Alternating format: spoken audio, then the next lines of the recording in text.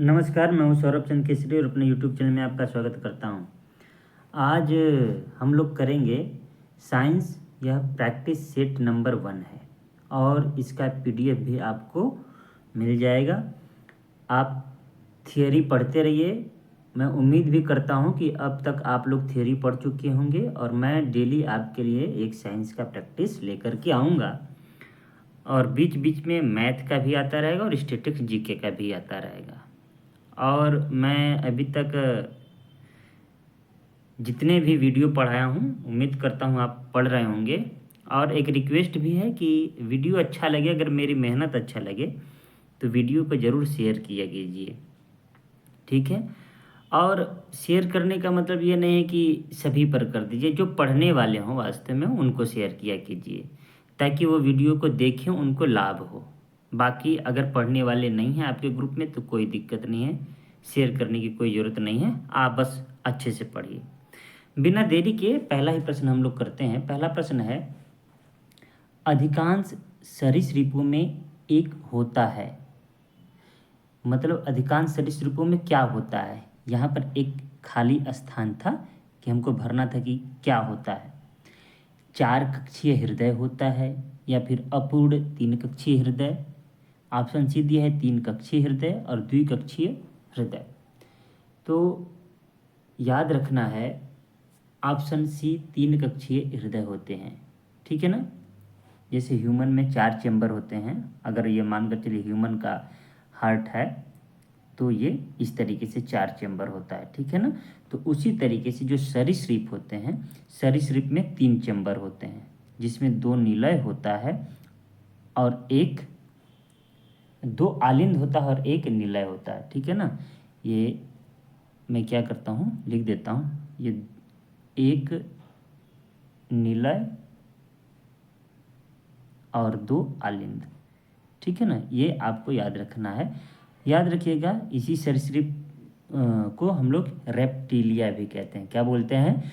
Reptilia, ठीक है ना। इनकी त्वचा आप देखेंगे कि ये सांप को देखे हैं ना, वो सरीसृप वर्ग का है, ठीक है ना। तो सिल्की रहता है उनका स्किन ना, तो उसको बोलते हैं एपिडर्मल श्रृंगी सल्क, ठीक है ना। एपिडर्मल श्रृंगी सल्क, ठीक है, सल्क, ये सिल्की होते हैं। अब याद रखिएगा कि जो सरीसृप होते हैं उनमें अंतःकंकाल भी पाया जाता है, इनका शरीर लंबा होता है, बेलनाकार होता है। तो आपके लिए इतना जानकारी इनफ है, ठीक है ना। मनुष्य का पूछ दे तो मनुष्य में कितने चैम्बर होते हैं? 4 चैम्बर। पक्षी वर्ग में भी कितने होते हैं? पक्षी वर्ग में भी 4 चैम्बर होते हैं। क्लियर है। कभी मछली मत्स्य वर्ग के बारे में पूछ दे तो मत्स्य वर्ग में आप बोलेंगे 2 कक्षी होते हैं, द्विस्मी बोलते हैं, ठीक है। तो आगे बढ़ते हैं। नेक्स्ट प्रश्न है, मेंडलीव की आवर्त सारणी में ऊर्ध्वाधर कॉलम को कहा जाता है। तो बताइए क्या कहा जाता है ऊर्ध्वाधर कॉलम को।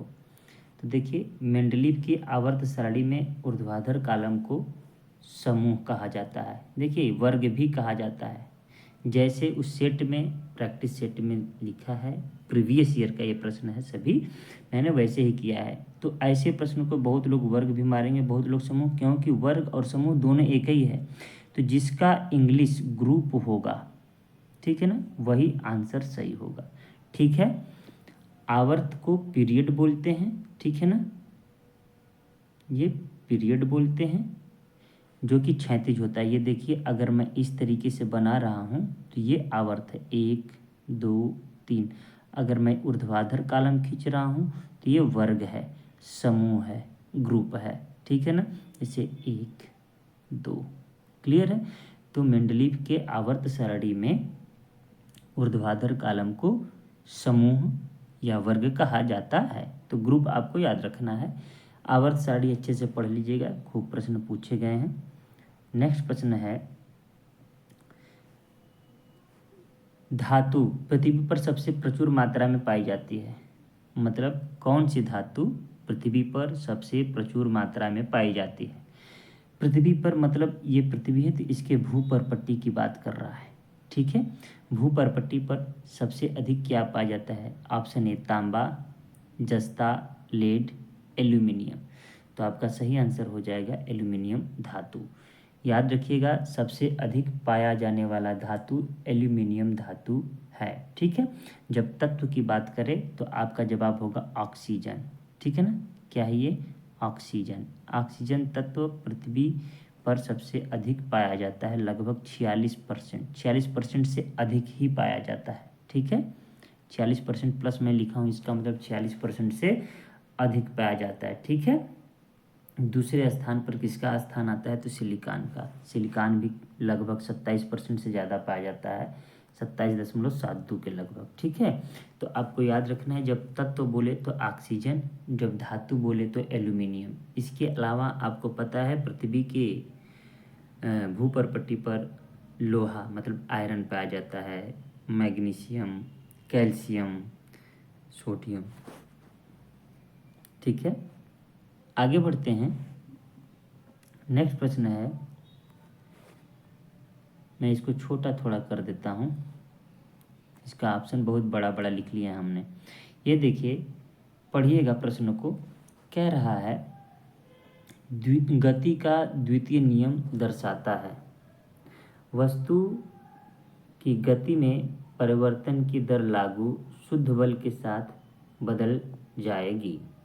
देखिए, गति का 3 नियम है, प्रथम, द्वितीय और तृतीय। ठीक है, दूसरा ऑप्शन दिया है कि जब शुद्ध बल लागू होता है तो प्रत्येक वस्तु का एक समान गति में गतिमान होता है। तीसरा है प्रत्येक वस्तु स्थिर या एक समान गति अवस्था में रहेगी जब तक कि शुद्ध बल की क्रिया से इसे अवस्था को बदलने के लिए मजबूर नहीं किया जाता।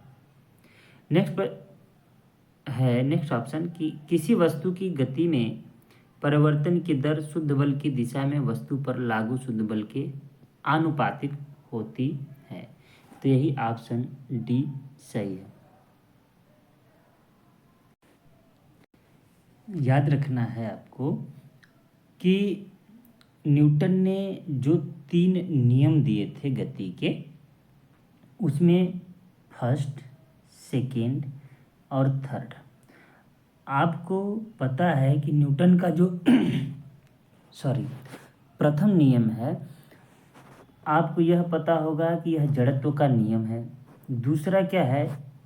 इससे बल का इक्वेशन निकल कर आता है, अर्थात यह संवेग संरक्षण का नियम है। तीसरा नियम है क्रिया और प्रतिक्रिया का नियम। ठीक है, आपको पता होगा कि जो द्वितीय नियम है ये संवेग परिवर्तन पर आधारित है। जब न्यूटन ने दूसरा नियम बताया था तो उन्होंने कहा था कि वस्तु के संवेग में परिवर्तन की दर उस वस्तु पर आरोपित बल के समानुपाती होती है। बात समझ रहे हैं? जैसे संवेग परिवर्तन अगर आप कर रहे हैं, ठीक है, जैसे मानकर चलिए अगर ये एक पिंड है, ठीक है, ये गतिमान अवस्था में है, क्योंकि P संवेग बराबर mv होता है ना, मतलब संवेग उसकी गति के समानुपाती होता है। अगर हम इधर बल लगा दें, बल आरोपित कर दें, तो ये बताइए इसकी गति बदल जाएगी कि नहीं? गति बढ़ जाएगी। गति बदल गई, इसका मतलब इसका संवेग भी परिवर्तन हो गया। अगर आप सोचिए हम बल इधर लगा दें विपरीत दिशा में, तो गति क्या हो जाएगी? फिर गति में परिवर्तन होगा, मतलब फिर संवेग में क्या हो जाएगा? परिवर्तन होगा। याद रहे, अगर अचानक हम इसको रोकते हैं, संवेग में जब अचानक परिवर्तन होता है तो चोट ज़्यादा लगता है।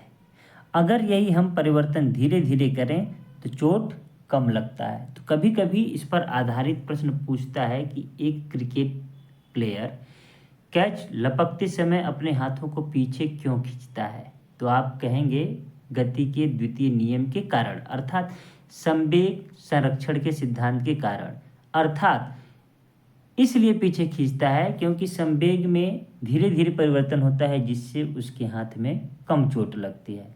उम्मीद करता हूँ इतना समझ में आ गया होगा। नेक्स्ट प्रश्न यहीं पर है, निम्नलिखित में अपवर्तन के कारण सूर्योदय और सूर्यास्त में लगभग कितने की देरी हो सकती है? देखिए आपको पता होगा अपवर्तन और परावर्तन, पूर्ण आंतरिक परावर्तन, ये प्रकाश चैप्टर का है। प्रैक्टिस सेट में मैं प्रैक्टिस सेट नहीं लेकर आया हूँ बल्कि प्रीवियस ईयर लेकर आया हूँ। आप इससे अंदाज़ा लगा सकते हैं कि आपको कौन कौन सा चैप्टर मजबूती से पढ़ना है। फिजिक्स ज़्यादा पढ़ना है कि केमिस्ट्री ज़्यादा पढ़ना है कि बायो, आप 10 जहाँ सेट किए आपको अनुभव होने लगेगा। तो देखिएगा सूर्योदय और सूर्यास्त में लगभग 2 मिनट की देरी होती है। ऑप्शन नंबर क्या हो जाएगा? सी। कैसे? जब देखिए अपवर्तन के कारण क्या होता है कि आपको ऐसा लगेगा कि सूर्योदय पहले ही हो गया, 1 मिनट पहले ही हो गया, और सूर्यास्त में सूर्यास्त हो चुका होगा लेकिन आपको आभास होगा कि अभी सूर्यास्त नहीं हुआ है, 1 मिनट बाद आपको आभास होगा। ठीक है ना? तो इसलिए जब सूर्योदय सूर्यास्त का दोनों का पूछा है इसलिए हमने जवाब दिया 2। उम्मीद करता हूँ समझ में आया होगा। ठीक है ना? आपको एक फैक्ट पूछना चाहता हूँ कि बताइए प्रकाश पृथ्वी तक आने में, सूर्य से पृथ्वी तक आने में कितना समय लेती है? लगभग 8 मिनट 20 सेकेंड, यही ना, इतना टाइम लेती है। ठीक है, तो हम लोग आगे बढ़ते हैं नेक्स्ट प्रश्न की तरफ। नेक्स्ट प्रश्न है हमारा, प्रश्न कह रहा है कि निम्नलिखित में से कौन सा मानवों में पुरुष प्रजनन प्रणाली का हिस्सा नहीं है? अंडकोश वृषण दोनों एक ही है, शुक्रवाहिकाएं पुरुष में ही पाई जाती हैं तीनों, अंडाशय स्त्रियों में पाई जाती हैं। तो option number D is right answer. ये बेसिक सा सवाल था, सबको आता ही होगा। आगे बढ़ते हैं। नेक्स्ट प्रश्न है कि आधुनिक आवर्त सारणी में छठे आवर्त में तत्व मौजूद हैं। देखिए फिर आवर्त सारणी से दूसरा क्वेश्चन आ गया एक ही परीक्षा के सेट में, मतलब यह परीक्षा कब का हुआ है? तो 22 नवंबर 2018 का हुआ है। ठीक है, तो याद रखिएगा 2 प्रश्न आ गए इस सवाल में। अब देखिए कह रहा है कि छठे आवर्त, देखिए मेरे भाई एक आवर्त हो गया, 2 3 4 5 6 7, कुल 7 आवर्त हैं। पहले आवर्त में 2 हैं, दूसरे और तीसरे में 8 हैं, याद रखना है। चौथे और पांचवें में 18 हैं, छठे में 32 हैं और सातवें में अपूर्ण है। अपूर्ण मतलब या तो 32 होना चाहिए या तो 32 से ज़्यादा, तो 32 नहीं है। तो आपको पूछा है छठे में, तो छठे में आपका जवाब क्या होगा? 32। उम्मीद करता हूँ आप ये प्रश्न कर लेंगे। आपको क्या रखना है? पहले में 2 8 8 18 18 32, सातवें में कभी नहीं पूछता है, सातवें में अपूर्ण आप कहेंगे। नेक्स्ट प्रश्न की ओर बढ़ते हैं। नेक्स्ट प्रश्न है कि निम्नलिखित में से कौन सा रासायनिक समीकरण संतुलित है? तो रासायनिक समीकरण संतुलित का मतलब क्या होता है? इसको बोलते हैं बायां पक्ष, इसको दायां पक्ष, मतलब समझते हैं। इसको बोलते हैं अभिक्रियक या अभिकारक और इसको बोलते हैं उत्पाद। ठीक है, तो आपको अभिक्रियक और उत्पाद में दोनों में जो तत्व हैं उनकी संख्या समान होनी चाहिए। ठीक है, तो अब चलिए मैच करते हैं हम लोग। ये देखिए Mg कितना है? 1 है, यहाँ पर Mg 1 है। यहाँ पर O कितनी बार है? 2 बार। यहाँ पर 1 बार है, इसलिए यह संतुलित नहीं है। यहाँ पे H 2 बार है और O भी 2 बार है। यहाँ पर जब देखते हैं राइट में तो H 2 बार तो है लेकिन O 1 बार है, इसका मतलब ये भी संतुलित नहीं है। जब यहाँ देखते हैं तो Na मतलब सोडियम 1 बार है, H 2 बार और O 1 बार। लेकिन यहाँ पर हमने देखा कि सोडियम और ऑक्सीजन तो एक एक है, लेकिन यहाँ पर हाइड्रोजन 3 है। देखिए 2 यहाँ पर है और 1 यहाँ पर 3 है, जबकि यहाँ पर हाइड्रोजन केवल 2 है, इसका मतलब ये भी संतुलित नहीं है। यहाँ पर देखिए 2 Mg है, मैग्नीशियम 2 है और ऑक्सीजन भी 2 है। यहाँ पर देखिए Mg और O दोनों कितनी बार हैं? 2 बार है। इसका मतलब option number D is right answer. Clear है? मैं आपको एक सलाह देता हूँ कि आप कक्षा 9 क्या क्लास 9th और 10th का NCERT मेरे कहने से एक बार पढ़ जाइए। नहीं भी समझ में आता है तो कहानी की तरह पढ़ जाइए, फिर उसके बाद में बोर्ड एग्ज़ाम के लिए जैसे पढ़ते हैं, मैं ये कह रहा हूँ फिजिक्स बाई 9-10 की बात बता रहा हूँ, पंकज सर सर्च करिए, पंकज सर, थोड़ा सा मेहनत करिएगा, ठीक है ना। ये मैं क्लास 9-10 की बात कर रहा हूँ बोर्ड का, वो आप उनका पूरा वीडियो देख जाइए। अभी मैराथन डाल रहे हैं बोर्ड के लिए, आप कंपटीशन को छोड़िए, अगर आप बोर्ड वाला भी पढ़ लिए ना तो पक्का यकीन मानिए आपका तैयारी हो चुका है। क्लियर है, मेरे कहने से किताब को पढ़ जाइएगा, ठीक है। अगर कोर्स आप किसी का लिए हैं तो अच्छी बात है, फिर तो टेंशन ही नहीं है, क्योंकि जो भी टीचर हैं सब मेहनत करते हैं, अच्छा पढ़ा देंगे। आप उनको फॉलो करिए, उनके वीडियो को फॉलो करिए, पीडीएफ का प्रैक्टिस लगाइए, और पसंद आए तो मेरा वाला भी देख लीजिए, ठीक है। नेक्स्ट प्रश्न की ओर बढ़ते हैं। नेक्स्ट प्रश्न है हमारा कि ठोस के पिघलने के दौरान इसका तापमान कितना, अच्छा क्वेश्चन है, बढ़ता है कि परिवर्तित नहीं होता है कि घटता है, कि ठोस की प्रकृति के अनुसार बढ़ या घट सकती है। तो इस प्रश्न को पढ़ने के बाद सभी लोग कंफ्यूज हो जाएंगे, या जरूर सोचेंगे कि कोई ठोस है, जब वो पिघलेगा तो पक्का तापमान बढ़ेगा, लेकिन ऐसा नहीं होता है। वो वायुमंडल का तापमान बढ़ने के बाद वो पिघलता है, ना कि ठोस का तापमान बढ़ता या घटता है।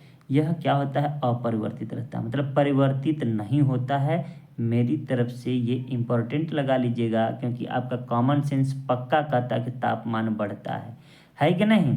तो ये तापमान बढ़ता नहीं है, बल्कि आंसर क्या होगा, option B is right answer, कि ठोस के पिघलने के दौरान इसका तापमान अपरिवर्तित रहता है। नेक्स्ट प्रश्न की ओर बढ़ते हैं। नेक्स्ट प्रश्न है आपका न्यूमेरिकल से संबंधित है, और यह प्रश्न किससे संबंधित है, कार्य से। देखिए प्रश्न कह रहा है मेरे भाई, प्रश्न कह रहा है कि 800 केजी भार वाली एक कार का वेग 5 मीटर पर सेकंड से 10 मीटर पर सेकंड तक बढ़ाने के लिए किया गया कार्य होगा। अब आपको मैं बता दूं, ऐसा सवाल कई बार परीक्षा में पूछा गया है, इस बार भी पूछ सकता है फिजिक्स से। कभी कभी आपको ये किलोमीटर पर आवर में देगा, तो याद रखिएगा एसआई जो मात्रक है हमें उसी में जवाब देना होता है, तो हमेशा किलोमीटर पर सेकंड को मीटर पर सेकंड में आप करिएगा, सॉरी किलोमीटर पर आवर को मीटर पर सेकंड में आपको बदलना ही होगा, ठीक है, तब आप सॉल्व करिएगा। अब देखिए ये कह रहा है ये भार, मतलब वास्तव में भार नहीं, ये द्रव्यमान है, क्योंकि भार का मात्रक न्यूटन होता है, ठीक है ना। तो 800 किग्रा द्रव्यमान वाली एक कार को 5 मीटर पर सेकंड से 10 मीटर पर सेकंड तक बढ़ाने के लिए किया गया कार्य क्या होगा। अब आप बताइए कि एक कार जो है, ये एक कार है मान लीजिए, ठीक है, ये एक कार है आपके पास, ये इस ओर गति कर रही है, तो इसमें कौन सी ऊर्जा होगी, तो आप कहेंगे काइनेटिक एनर्जी होगी सर, गतिज ऊर्जा होगी, पक्का ना। गतिज ऊर्जा बराबर क्या होता है, हाफ mv², बोलिए हाँ, है ना। अब आप बताइए ऊर्जा एक प्रकार का काम ही तो होता है कि नहीं। ऊर्जा क्या होता है, एक प्रकार का कार्य होता है, इसका मतलब यहाँ पर कार्य का ऊर्जा वाले फार्मूले से लग जाएगा। कैसे, देखिए ध्यान से सुनिएगा, इसका क्या है कि 2 है, हम W लिखते हैं, कार्य बराबर हाफ mv², लेकिन यहाँ पर 2 है ना, तो हम एक को v² मान लेते हैं, या एक को प्रारंभिक मान लेते हैं। प्रारंभिक में आपको पता है u लिख लेता हूँ मैं, समझिएगा कि v लिखूंगा तो भी समझ में आएगा, क्या पता कंफ्यूज हो जाएंगे आप, mv² में लिख देता हूँ, माइनस 1/2 mv² लिख देता हूँ। क्लियर मेरे भाई, इसी फार्मूले से लग जाएगा। तो ये इतना फार्मूला करने की क्या जरूरत है, बस इतना याद रखिएगा कि इसमें 1/2 m कॉमन है, v1² minus v2² minus v1² होगा, बड़े में से छोटा का घटा देते हैं, अंतर ले लेते हैं, बस बात यही है। क्लियर है। अब आप बताइएगा कि 1/2 इसका द्रव्यमान कितना है मेरे भाई, 800 किलोग्राम है। अब मैं डायरेक्ट अंतर लिख दूं क्या, देखिए नहीं समझ में आएगा तो मैं पूरा लिखता हूँ, 10² माइनस 5²।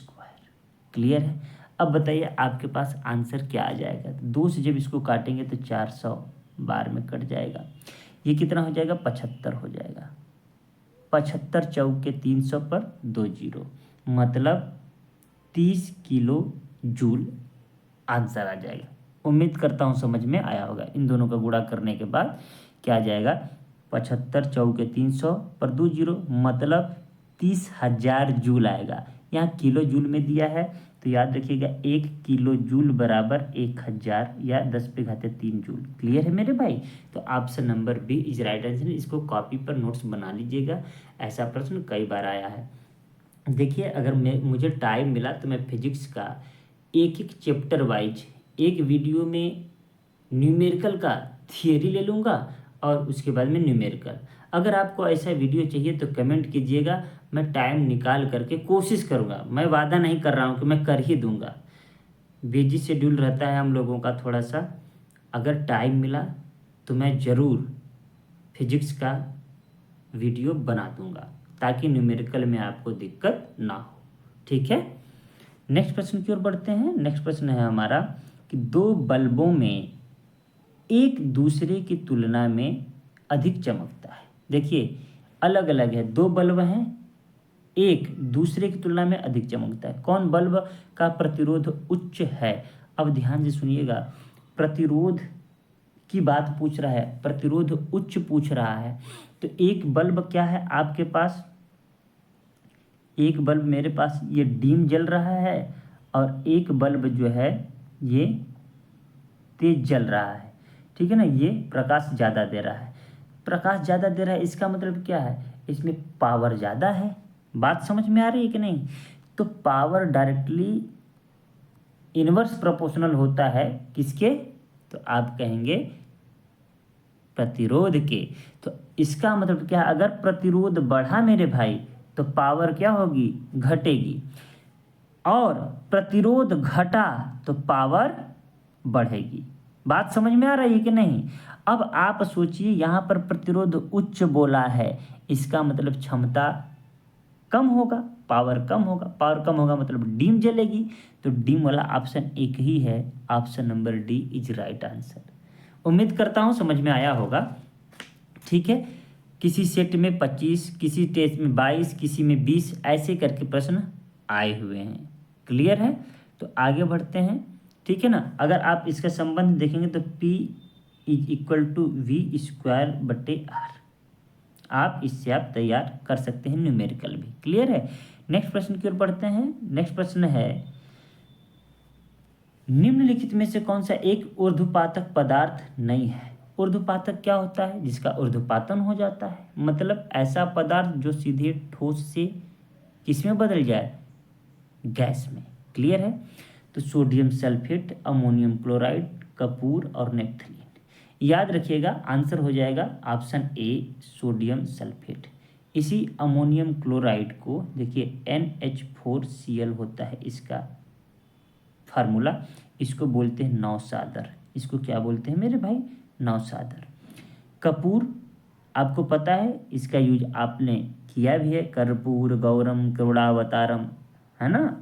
आप जब आरती करते हैं तो कपूर का यूज करते हैं। नेप्थलीन, ये तीनों को याद रखना। इसके अलावा मैं और दो बताता हूँ। कभी कभी सवाल ऐसे पूछ देता है कि आपके दाल में अमोनियम क्लोराइड मिल गया है या आपके दाल में कपूर मिल गया है, तो बताइए उसे कैसे अलग करेंगे? तो उसे हम चुनेंगे नहीं, आसवन विधि नहीं करेंगे, हम क्या करें, उसे धूप में रख देंगे या उसे हीट कर देंगे, क्योंकि गर्मी पाने के बाद वो क्या हो जाता है, सीधे ठोस से गैस में बन जाता है, उड़ जाता है। उम्मीद करता हूँ समझ में आया होगा।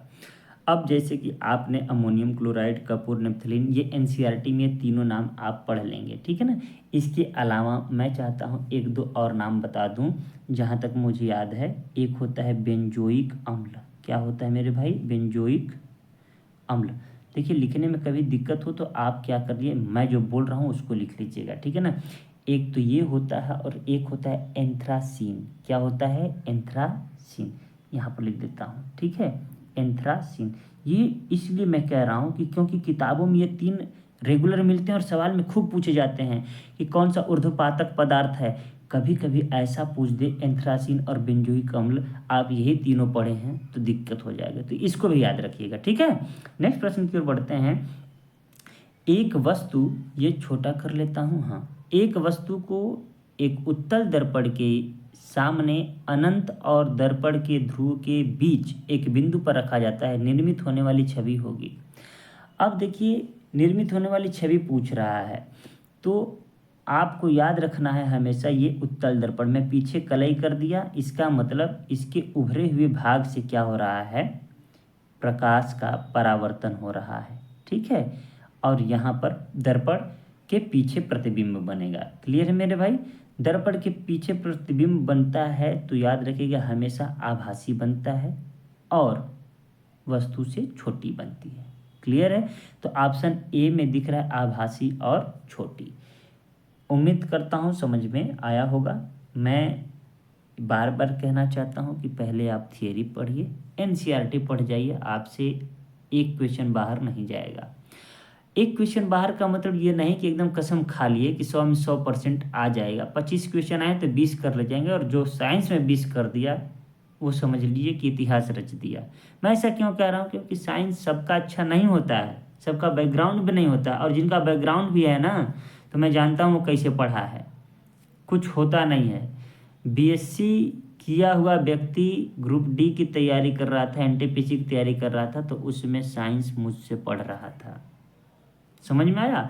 इसका मतलब बेसिक नॉलेज बहुत ज़रूरी है, और बेसिक को इतना बार पढ़ जाइए कि मतलब आपको फील हो कि हम परीक्षा में प्रश्न कर ले जाएंगे। बाकी कंसेप्ट रिलेटेड कोई दिक्कत हो तो ज़रूर कमेंट करिएगा, कंसेप्चुअल भी बनाएंगे, नहीं तो फिर बताएंगे कि किसका वीडियो देखिए। जैसे पंकज सर का मैंने बताया, उनको बोर्ड वाले बच्चे जानते हैं। मैं बताता हूँ, एक नीरज जांगीड़ हैं, उनका वीडियो देखिए, अच्छा पढ़ाते हैं। जो टीचर अच्छा पढ़ाएगा मैं आपको आपके हित के लिए बताऊंगा, ठीक है। नेक्स्ट प्रश्न की ओर बढ़ते हैं। नेक्स्ट प्रश्न है सीधे आपसे फैक्चुअल पूछ दिया है कि 5.6 किलोवाट 5.6 किलोवाट घंटा का मतलब क्या है। याद रहे किलोवाट घंटा को ही यूनिट बोलते हैं, जो आपका बिजली बिल आता है यूनिट ना। तो एक यूनिट में कितना होता है ये किसको किसको पता है। अगर एक यूनिट में पता है तो निश्चित रूप से आप गुणा कर ले जाएंगे, उसमें कुछ है ही नहीं, ठीक है। तो याद रखिएगा एक यूनिट मतलब 1 किलोवाट घंटा बराबर होता है 3.6 × 10⁻⁶। क्लियर है। इतना जूल होता है। अगर इतना आ गया तो बस इसमें इसका गुणा कर लीजिए, अंदाजा लगाइए 5 × 3 = 15 से ज़्यादा ही आंसर होगा। Option number A is right answer. मैंने हल भी नहीं किया क्योंकि 15 से छोटे तीनों के तीनों हैं एक ही है। 5 × 3 = 15 मतलब 56 × 36 करेंगे तो लगभग 20.16 आएगा, × 10⁻⁶। याद रखिएगा कभी कभी मानक रूप में देता है, और साइंस का मतलब होता है मानक रूप। मानक रूप क्या होता है। मानक रूप का मतलब होता है हमेशा अंत में एक डिजिट छोड़ करके दशमलव को लिखना, यही मानक रूप होता है। बात समझ में आया। × 10⁻⁶ हम कुछ भी लिख दिए, ये एक एग्जाम्पल दे रहा, ये मानक रूप है। क्लियर है। जबकि ये 20.16 × 10⁻⁶ जूल ये मानक रूप नहीं है। मानक रूप में इसको लिखना हो तो कैसे लिखेंगे मेरे भाई, तो आप लिखेंगे 2, इस दशमलव की इधर घसका देंगे 016 × 10⁻⁶ जो 6 था ये क्या हो जाएगा 7। क्लियर है। उम्मीद करता हूँ समझ में आया होगा। नेक्स्ट प्रश्न की ओर बढ़ते हैं। नेक्स्ट प्रश्न है हमारा, निम्नलिखित में से विद्युत प्रतिरोधकता सबसे कम किसकी होगी। तो याद रखिएगा जो विद्युत प्रतिरोधकता होता है करंट के व्युत्क्रमानुपाती होता है, ठीक है। करंट के पावर के दोनों के व्युत्क्रमानुपाती होता है। मैं बस ऐसे समझा रहा हूँ कि अगर प्रतिरोधकता ज़्यादा होगी तो निश्चित रूप से में करंट कम फ्लो करेगा। अगर ये कम होगा तो करंट क्या होगा ज़्यादा होगा। ठीक अपोजिट का संबंध रहता है। तो सबसे कम प्रतिरोधकता में मतलब उच्च क्या होता होगा, विद्युत संचालक होता होगा, विद्युत का सुचालक होता होगा। और आपको पता है कि सिल्वर से बढ़िया विद्युत का सुचालक कोई है ही नहीं। तो ऑप्शन नंबर क्या हो जाएगा ए। तो ये सब कंसेप्ट है। अब ये फैक्चुअल नहीं है, रट लीजिए अलग बात है, लेकिन ये सब क्या है कंसेप्ट पर है। जो एक ये बताया एक डिम और तेज वाला बल्ब होगा, तो फिजिक्स टोटल कंसेप्ट पर है। और 25 क्वेश्चन में से 20 क्वेश्चन आपको कंसेप्ट पर, 5 क्वेश्चन फैक्ट रट्टू तोता पर आएगा। ठीक है। नेक्स्ट प्रश्न है कि एक संपीड़ित स्प्रिंग में ऊर्जा होती है। कौन सी ऊर्जा होती है? स्थितिज ऊर्जा होती है, या रासायनिक ऊर्जा, विद्युत ऊर्जा, या गतिज ऊर्जा। ये दोनों तो ऐसे ही डिलीट हो गए, क्योंकि स्प्रिंग मानकर चलिए ये है एक स्प्रिंग। ठीक है, ये स्प्रिंग है। ठीक है, अब इसकी दो अवस्थाएं मैं कर रहा हूँ। एक तो इसको क्या कर दिया हूँ देखिए, ठीक है, और एक क्या कर दिया हूँ देखिए।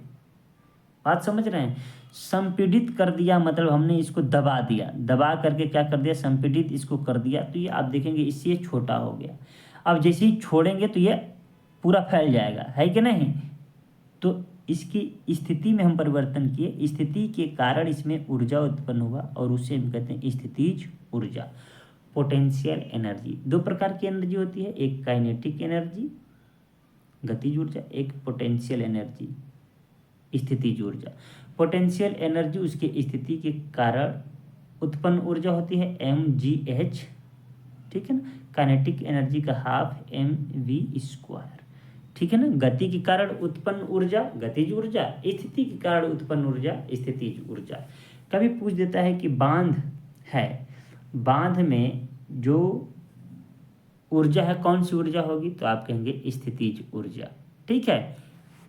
कार्य समय ऊर्जा चैप्टर आप YouTube पर सर्च करके देखिएगा। मुझसे पढ़ना है तो भी कहिएगा, लेकिन मैं यही कहूँगा कि आप किसी टीचर से पढ़ लीजिए, एक दो वीडियो देख लीजिए, फिर भी ना समझ में आए तब मुझे कहिएगा। तो हो सकता है मेरी भाषा आपको समझ में आती हो तो समझ में आ जाएगी। वैसे मैं औरों से तो बेहतर नहीं पढ़ा पाऊँगा, जो आजकल हैं YouTube पर बहुत अच्छे अच्छे टीचर हैं। ठीक है, तो अगर उनका भाषा नहीं समझ में आएगा तो आप रिक्वेस्ट करिएगा, कमेंट करिएगा, मैं वीडियो बना दूंगा, या फिर कमेंट पर ही अगर समझा पाया तो बेहतर होगा। नेक्स्ट प्रश्न की ओर बढ़ते हैं। नेक्स्ट प्रश्न है कि के अनुसार तत्वों के गुणधर्म उनके परमाणु भारों के आवर्ती फलन होते हैं। तो इसमें है मेंडलीव का आवर्त नियम। मैं ऑप्शन नहीं पढ़ा, क्यों नहीं पढ़ा? क्योंकि देखिए रटा रटाया है। अगर परमाणु भारों के आवर्ती फलन होंगे तो मेंडलीव का आवर्त नियम, अगर परमाणु क्रमांक अगर आ गया तो आपका आवर्ती फलन होगा, तो आपका कहेंगे कि मोजेले के अनुसार। ये मोजेले का ही आधुनिक आवर्त सारणी चल रहा है। ठीक है, मोजेले ने कुछ अपना नियम नहीं दिया है, मेंडलीव के ही आवर्त सारणी में क्या कर दिया है, संशोधन कर दिया है। क्लियर है? न्यूलैंड का अष्टक नियम क्या है? इन्होंने 8 तत्वों का समूह बनाया था, और यह भी कहते परमाणु भारों के आवर्ती फलन होते हैं। मतलब परमाणु भार के ही अनुसार इन्होंने भी सजाया था, जैसे कि मेंडलीव ने बनाया था। ठीक है। और न्यूटन का नियम तो गति का नियम है, फिजिक्स से संबंधित है, तो केमिस्ट्री मैंगने। डोबेराइनर का ट्रिक नियम क्या है? इन्होंने 3 तत्वों को क्या कर दिया था, समूह में बनाया था, और कहा था कि प्रत्येक दूसरा तत्व जो बीच का तत्व है, पहले और तीसरे तत्व के औसत परमाणु भार के बराबर होता है। तो 3 का बना डोबेराइनर ने ट्रिक नियम दिया गया। न्यूलैंड ने 8 का बनाया, न्यूलैंड का अष्टक नियम कहा गया। फिर मेंडलीव ने अच्छे से बनाया और इन्हीं का चला, और इनमें थोड़ी बहुत कमियां देखी मोजेले ने उसमें सुधार करके दे दिया मेंडलीव का आधुनिक आवर्त नियम। ठीक है ना, अपना नाम नहीं दिया, मेंडलीव का ही नाम दिया। नेक्स्ट प्रश्न है, अमीबा में प्रजनन कैसे होता है? लैंगिक प्रजनन, मुकुलन प्रजनन, खंडन और द्विखंडन। तो आपको पता है, याद ही होगा कि ये अमीबा है, अगर इसमें ये केंद्रक है तो अमीबा अपने शरीर को क्या कर लेता है, केंद्रक से द्विखंडित कर लेता है। ये देखिए, ये एक प्रोसेस चल रहा है, यहाँ से धीरे धीरे बटेगा। अब फिर ये देखिए, ये कुछ इस प्रकार से हो जाएगा। ठीक है ना, आधा इसमें केंद्रक, आधा इसमें, और अंत में ये अलग अमीबा, एक अलग अमीबा। द्विखंड में हो गया ना, तो द्विखंडन द्वारा। ठीक है ना। मुकुलन द्वारा क्या कौन होता है, तो आपको याद रखना है हाइड्रा। ठीक है ना। लैंगिक प्रजनन क्या होता है? इसमें 2 मेल और फीमेल का जरूरत होता है। ठीक है, लैंगिक प्रजनन द्वारा। उम्मीद करता हूँ ये समझ में आया होगा आपको। अमीबा का पढ़े हैं तो रटा रटाया ही है। नेक्स्ट प्रश्न है कि निम्नलिखित में से कौन सा ऊतक अंतर कोशिकीय क्षेत्र बड़ा होता है? पैरेनकाइमा, कोलेनकाइमा, जाइलम और स्क्लेरेनकाइमा। याद रखिएगा यह पादप ऊतक है, यह पौधों में पाया जाने वाला ऊतक है। इसका सही आंसर है ऑप्शन ए पैरेनकाइमा। ठीक है ना, कभी भी पूछे ये आप फैक्ट लिख लीजिएगा जब आप पढ़ेंगे पादप ऊतक। देखिए प्रश्न आया है ना, तो यहीं से आप सीख सकते हैं कि आपको पढ़ना क्या है। तुरंत पादप ऊतक यूट्यूब पर डालिए, उसका वीडियो देखिए, नोट्स बना लीजिए। बहुत इंपॉर्टेंट है, कई प्रकार से प्रश्न पूछे जाते हैं। ठीक है ना, स्क्लेरेनकाइमा के बारे में थोड़ा सा बता दूं कि यह क्या होता है कि कठोरता पैदा करता है पौधों में, पौधों के ऊतकों में क्या करता है, कठोरता प्रदान करता है। पैरेन्काइमा में क्या होता है, क्लोरोफिल होता है। ठीक है ना, इसी कारण देखिए कभी पूछ दे कि क्लोरोफिल किस में उपस्थित होता है, तो आप कहेंगे मेरे भाई कि पैरेन्काइमा, क्लोरोफिल मैं लिख दे रहा हूँ, इसमें उपस्थित होता है, उपस्थित होता है। ठीक है ना, अब देखिए इसी उपस्थिति के कारण इसे हरित ऊतक कहा जाता है। क्या कहा जाता है, हरित ऊतक। क्लियर है, कर ले जाएंगे, कोई दिक्कत। आगे बढ़ें, नेक्स्ट प्रश्न की ओर है। 80 किलोग्राम द्रव्यमान वाली एक वस्तु 60 मीटर पर सेकेंड वेग से, ये पावर -1 है, इनवर्स बोलते हैं, मीटर पर सेकेंड के साथ गतिमान है। वस्तु में उत्पन्न संवेग कितना होगा? अब बताइए संवेग बराबर क्या आपने पढ़ा है, mv। अब बताइए मेरे भाई, आपके पास 80 द्रव्यमान भी दिया है और मीटर पर सेकेंड में भी दिया है क्या, वेग। तो 8 6 का 48, 48 पर 2 जीरो कहाँ दिख रहा है, हर जगह दिख रहा है। तो आपको क्या देना है, केजी और इसका मीटर पर सेकेंड, चाहे मीटर सेकेंड इनवर्स। तो केजी मीटर पर सेकेंड यहाँ है ऑप्शन नंबर ए में। ठीक है, ये देखिए दोनों सेम जैसा लग रहा है लेकिन -1 नहीं है मेरे भाई, इसलिए आंसर नहीं होगा, याद रखिएगा। ठीक है ना, या तो इसको ऐसे लिखिए केजी मीटर पर सेकेंड। ठीक है, तो फिजिक्स में मात्रक का बहुत बड़ा रोल है, इसलिए हमेशा अच्छे दिमाग से करिएगा। सब में 48 48 48 सब दिया है, कन्फ्यूजन होगा कि नहीं होगा, बाकी सवाल में कोई दम नहीं है। तो आपको हम कह दिए कि एक एक चैप्टर आपको पढ़ना होगा 9 और 10 का, तब मजा आएगा आपको फिजिक्स पढ़ने में, साइंस पढ़ने में पूरा का पूरा। ठीक है, नेक्स्ट प्रश्न है कि एक व्यक्तिगत तंत्रिका कोशिका तक लंबी हो सकती है। ये मतलब हो सकता है कि एक व्यक्ति की तंत्रिका कोशिका लंबी हो सकती है, ऐसा प्रश्न हो, है कि नहीं। तो एक व्यक्ति की तंत्रिका कोशिका कितनी लंबाई तक हो सकती है, यही प्रश्न पूछा है आपसे। ऑप्शन दिया है 80 सेंटीमीटर, 50 सेंटीमीटर, 100 सेंटीमीटर और 10 सेंटीमीटर। तो याद रखिएगा कि 100 सेंटीमीटर तक हो सकती है, ये एक फैक्ट है, याद रखिएगा। तंत्रिका कोशिका कितने सेंटीमीटर तक लंबी हो सकती है, 100 सेंटीमीटर तक, याद रह जाएगा। तंत्रिका तंत्र से भी सवाल पूछे गए हैं, इसका मतलब यह हुआ। ठीक है, आप हमेशा याद रखिएगा कि कहाँ से आपको क्या पढ़ना है। ठीक है, तो अब तंत्रिका में थोड़ा सा बता दें कि जो तंत्रिका तंत्र की कोशिका होती है उसको क्या कहते हैं, उसको कहते हैं न्यूरॉन्स। ठीक है ना, उसको क्या कहते हैं, न्यूरॉन्स। और सबसे बड़ी तंत्रिका कोशिका की बात करें तो न्यूरॉन्स को सबसे बड़ी कहते हैं। ये देखिए कभी कभी पूछ देगा न्यूरॉन्स, ठीक है ना, यह सबसे बड़ी होती है, सबसे बड़ी कोशिका होती है। तंत्रिका तंत्र की सबसे बड़ी कोशिका बोल रहा हूँ, ठीक है ना, ऐसे मत कह दीजिएगा कि सबसे बड़ी कोशिका होती है मनुष्य में। ठीक है ना, मनुष्य में सबसे बड़ी कोशिका ओवम होता है, अंडाणु। ठीक है, सबसे छोटा स्पर्म, शुक्राणु। ठीक है, अब देखिए इसी में सबसे लंबी तंत्रिका अगर कह दे तो सियाटिका तंत्रिका होता है। अगर आपको सबसे लंबी कह दे तो सियाटिका। ठीक है ना, ये क्या है, ये सबसे लंबी तंत्रिका है, लंबी तंत्रिका कोशिका है, ठीक है, याद रखिएगा। सबसे बड़ी कहे तो न्यूरॉन्स कहिएगा, सबसे लंबी कहे तो सियाटिका कहिएगा। ये फैक्ट बहुत रेयर मिलेगा आपको, ठीक है। नेक्स्ट प्रश्न की ओर बढ़ते हैं। नेक्स्ट प्रश्न है फिर से फिजिक्स का है, और ये फिजिक्स का बल वाले चैप्टर से है। इसका मतलब आपको बल, गति सब पढ़ना है, ठीक है। 2 kg भार वाली एक वस्तु 4 मीटर पर सेकेंड स्क्वायर के त्वरण से गतिमान है, इस पर लगने वाला शुद्ध बल बताइए। तो बताइए, आपको पता है ना, बल बराबर ma ना, मतलब द्रव्यमान गुणे त्वरण, बस गुणा ही तो करना है। 4 दूनी 8 बल का मात्रक न्यूटन। बहुत इजी भी प्रश्न आते हैं, लेकिन जो थियरी नहीं पढ़ा है उसको यही सवाल पहाड़ लगेगा। तुक्का जुगाड़ करेगा तो कह देगा कि 4 दूनी 8, या फिर माइंड ढेर काम करेगा उसका तो 2 से भाग देगा, 4 2 भी आ सकता है, 8 भी आ सकता है, समझ रहे हैं। लेकिन जिनको पता है F बराबर ma होता है तो 2/4 बराबर 8, बल का मात्रक न्यूटन होता है। कभी कभी आपको भुलवाने के लिए न्यूटन ना दे करके क्या दे देगा, इसका मात्रक क्या है kg, इसका क्या मात्रक मीटर पर सेकेंड स्क्वायर। बुझ गए कि नहीं, बूझते रहिए। आज का अंतिम प्रश्न है, और ये भी क्या है, न्यूमेरिकल से है। एक गेंद को 20 मीटर पर सेकेंड के वेग के साथ ऊर्ध्वाधर फेंका जाता है। ध्यान से सुनिएगा, ऊर्ध्वाधर फेंका जाता है, कह रहा है इस वेग से।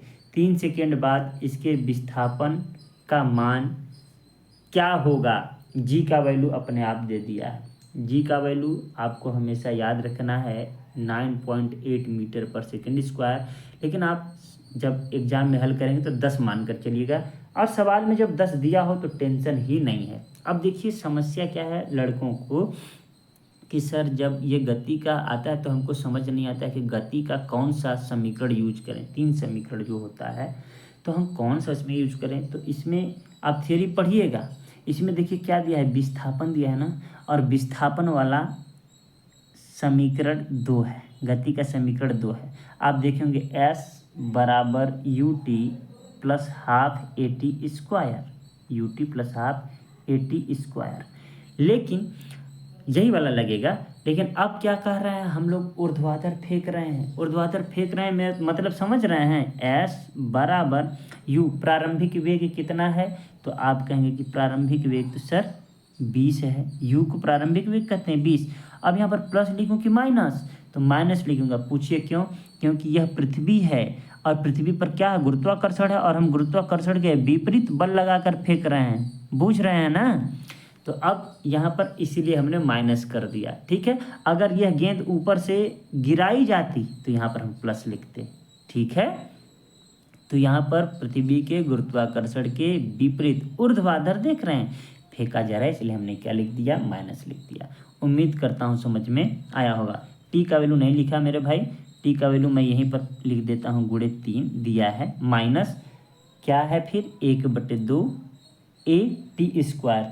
ए क्या है, त्वरण है, और यह गुरुत्वीय त्वरण है, तो हमने ए का वैल्यू 10 लिख लिया। यही ए की जगह GT स्क्वायर हो सकता है, बात समझ में। और टी का वैल्यू क्या है 3, तो 3 3 के 9 डायरेक्ट लिख लूँ। अब आपको आता है हल करने, 20 3 60 और 2 5 10 9 5 45, 45 कितना आंसर आ जाएगा, 15 मीटर। उम्मीद करता हूँ सवाल समझ में आया होगा। आज के लिए इतना ही। आप ज़रूर बताइएगा सेशन कैसा लगा। अच्छा लगा तो ज़रूर कमेंट करिएगा, और वीडियो को शेयर करिएगा। सुझाव जो देना हो सुझाव भी ज़रूर दीजिएगा। मिलते हैं नेक्स्ट वीडियो में, तब तक के लिए नमस्कार।